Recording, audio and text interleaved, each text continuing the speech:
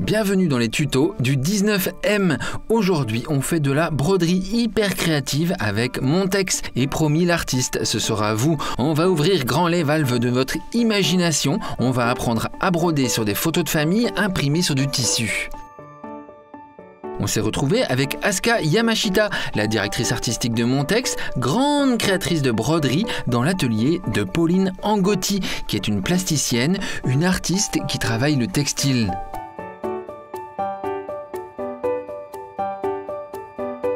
Aujourd'hui, je vais vous montrer la collaboration qu'on a fait avec Montex pour des lycéens, lycéennes, pour leur faire découvrir la broderie. Donc, j'ai proposé de mener un atelier de broderie sur portrait afin de donner aux étudiants un support qui ne soit pas vierge. Il n'y a pas d'angoisse de la page blanche et donc ils vont pouvoir orner, embellir, comme on fait avec la broderie, avec donc les matériaux que Montex va fournir et puis l'expérience des brodeurs et des brodeuses de chez Montex.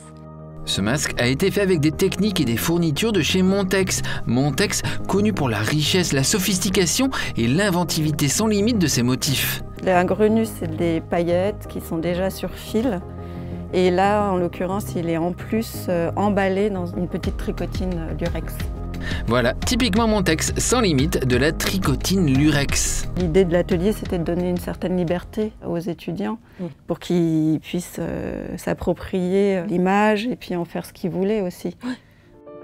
Asuka Yamashita était venue avec quelques échantillons de chez Montex. Oui, il y a une archive hallucinante d'échantillons de plusieurs décennies chez Montex. Le fil conducteur est simple, il n'y a pas de limite, il n'y a que des idées. On peut broder sur le papier. Le support, en fait, n'est pas un obstacle. Là, c'était plus avec une impression sur jean qu'on est venu rebroder. Des fleurs, du raffia, des éclats percés, et puis des tubes, des perles. Là, c'est vraiment de la peinture main qu'on a fait sur du velours. Donc c'est une peinture un peu glitter. On appelle de la poudre de paillettes et puis qu'on est revenu retravailler avec des perles et puis des paillettes. Et de la même manière, là aussi, c'est peinture sur sequin, peinture à la main.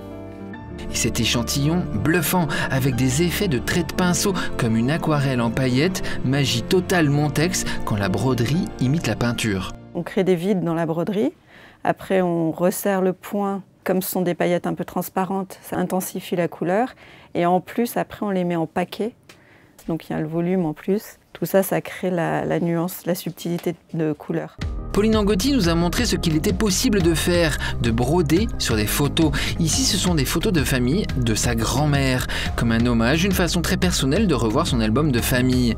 On peut faire des perles métalliques en lunettes de soleil, des abstractions qui ne suivent pas les contours de l'image, avec du fil de coton. Des cercles qui donnent du relief en tendant le tissu. On peut rajouter du maquillage tatouage de petits cœurs, des cils en tube, une bouche de perles ou des lunettes de soleil sauvages, des perles nacrées. Alors, on vous montre toutes les étapes pour réaliser un projet similaire chez vous avec la photo de votre choix, évidemment, le plus sentimental le mieux. Ça, c'est des impressions en sérigraphie. Pendant le confinement, je n'avais pas accès à mon atelier de sérigraphie, donc je me suis débrouillée avec les moyens du bord, donc mon imprimante. Bon, des formats plus petits, puisque c'est sur du A4.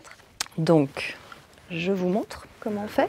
J'ai préparé des petits carrés de tissu, donc c'est du coton plutôt fin, mais tout ce qu'il y a de plus classique. Feuille de papier A4 machine. Ensuite, colle en bombe repositionnable.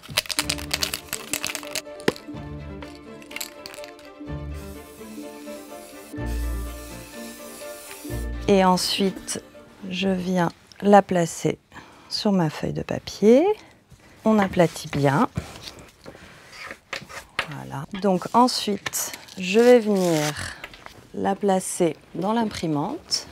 Dans les réglages, on peut mettre papier épais, quand même. Voilà. Et voilà, imprimer.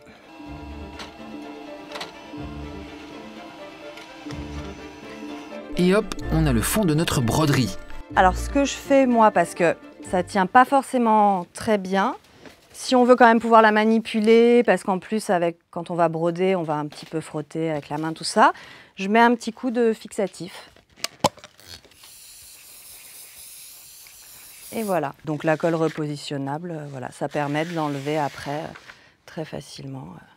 Le conseil d'Asuka Yamashita pour éviter les erreurs d'improvisation, dessiner sur la photo au préalable avec un crayon papier, histoire de se donner des directions. Donc on dessine là où sera la fleur, le tracé des motifs.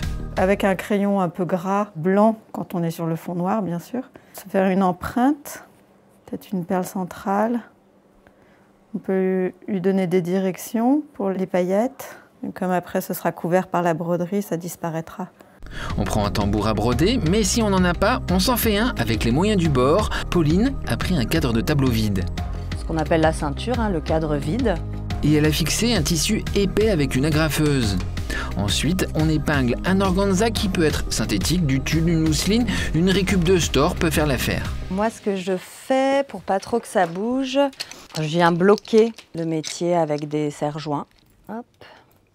Je vais en mettre un de ce côté. Donc voilà, on prend notre impression qu'on vient déposer et on la fixe également avec des petites épingles. Alors, là, j'ai donc ma pochette à trésor. On a donc toutes sortes de fournitures, des paillettes roses, des sequins argent, des tubes, des perles, des cuvettes, des éclats de cristaux, de la couleur, de la bonne humeur. À chacun de piocher en mercerie ou sur internet ce qui vous fait délirer, ce qui vous séduit. Ce projet, je l'ai aussi présenté comme une façon de faire un filtre, comme sur nos téléphones. Et là, c'est une façon de faire un filtre, mais de façon manuelle. Et c'est parti, fleurs dans les cheveux pour Pauline et motifs sur le vêtement par Asuka. L'idée, c'est de prendre du plaisir et de s'amuser. Une grosse perle volumineuse au-dessus d'une fleur de paillettes rose et verte. Asuka, elle, fait des rayures en tube blanc, alternées avec une rangée de cristaux rouges.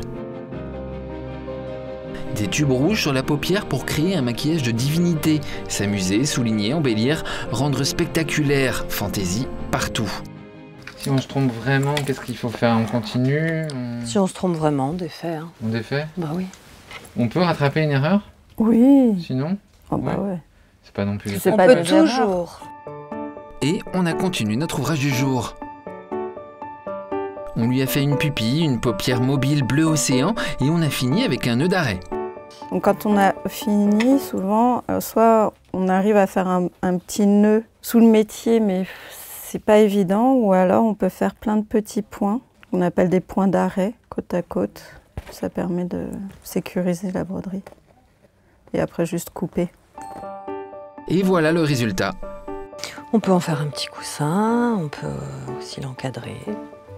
L'atelier a eu lieu au 19e avec une classe de seconde métier de la mode du lycée d'Alembert d'Aubervilliers. Expérimenter, embellir, enrichir le champ des possibles, s'amuser, passer du temps ensemble, des artistes et des artisans, c'est le genre de rencontre qu'on espère au 19e.